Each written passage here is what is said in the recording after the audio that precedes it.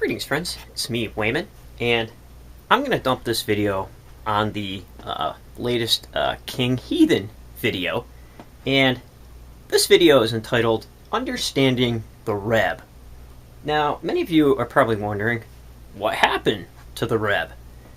Well, I think that question is an interesting one, and I've been thinking about it for the last probably 2 weeks, when the Reb ended up becoming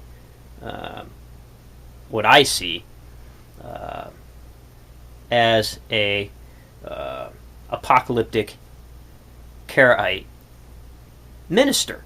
So what's interesting is Reb has a background in evangelicalism, and I watched a video with the sound off first, and then I watched the video listening to the Reb. And what's interesting is, what I didn't like about the Reb was I seen a form of Judaism packaged and put into a evangelical Christian cover. You say, wait a minute, what do you mean by that? In one of Reb's videos, there was hellfire in the beginning. It's associated with hellfire. Reb might not think so, but we would.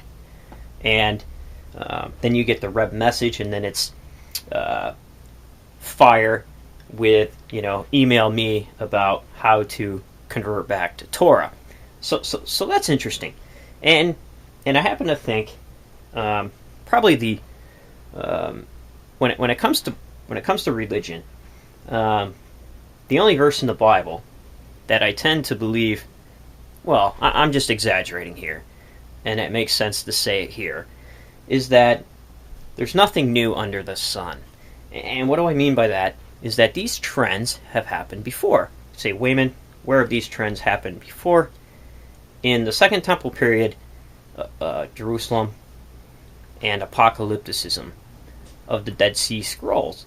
So here you had people coming out from the community, thinking the community is corrupt, and then they start espousing those beliefs against their own nations. And this happened in Islam. This happened with the Mormon FLDS, who are no longer a part of the mainstream. And the Amazing Atheist, it was awesome to see him dumping the Phelps video, which was approved by ReligionThink, and the TAA saying that Phelps and that family and what they're saying is the only true form of Christianity, because they follow the Bible, very extreme, and they try to follow it to the letter. And that's interesting also. So in light of that, how do we come to understand the Reb? Well, I think that there's a really good book. I always recommend books. I know a lot of you probably aren't into this, but Abraham Heschel, he was part of the Civil Rights Movement, and he was against the Vietnam War, and he was a professor at Jewish Theological Seminary in New York. Did an awesome study, part 1 and part 2, on the prophets. Saying, wait a minute, what are you talking about? What he says in this book can be applied across the board to most belief systems, including Islam. And there's a really good documentary out also, and I'll post it, and I want everybody to watch it. It's called The Power of Nightmares, on how all this stuff forms. Forget about the stuff dealing with the United States and evangelicalism and all. But for right now, pay attention to the stuff on Islam and how that transforms. Say, wait a minute, is the Reb this extreme? No, not yet. But definitely, there's some kind of agenda there.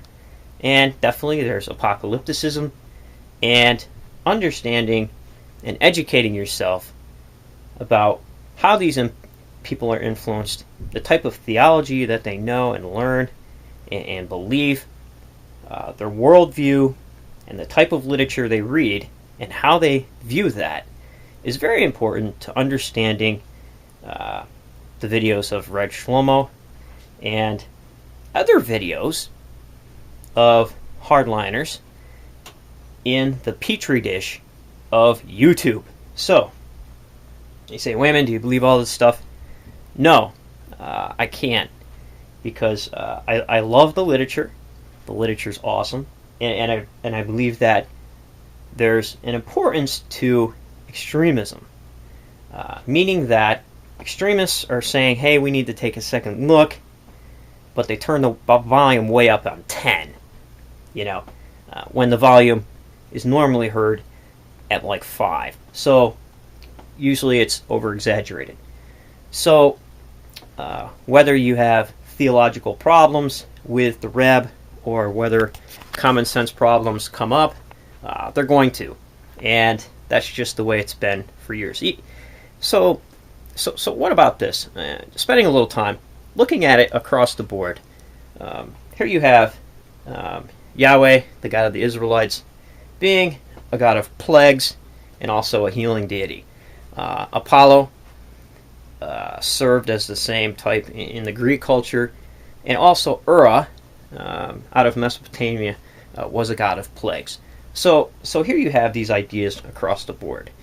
But for the most part, I believe that the explanation of suffering, even though there's probably thousands of explanations, there's no one answer for it.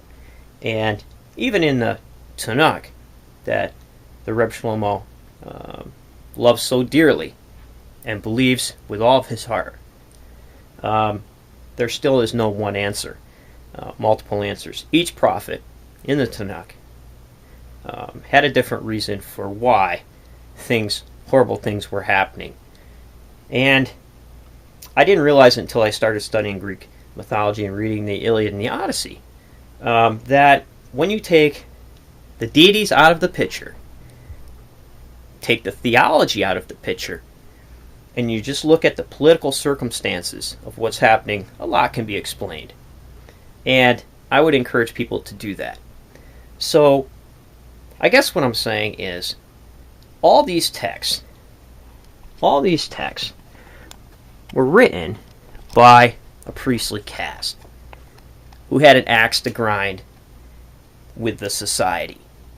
And what's really interesting, some things they liked, some things they did not. And it happens in every belief system.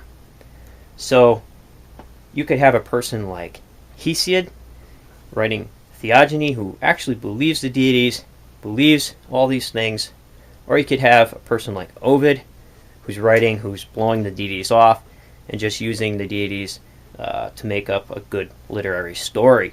So it's something to think about as Reb starts posting these videos and starts promoting the Karaite belief system and starts excluding himself